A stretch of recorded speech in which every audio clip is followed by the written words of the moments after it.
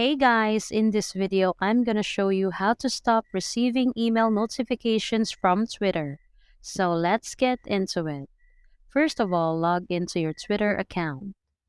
Tap your profile picture in the top left corner of the screen. Tap Settings and Support. Tap Settings and Privacy. Tap Notifications. Tap Preferences. Tap Email Notifications. If email notifications is enabled, click Turn Off to stop all emails. So that's all for this video, guys. If this video was helpful, please give us a like. And don't forget to subscribe to our channel so you don't miss out our new uploads.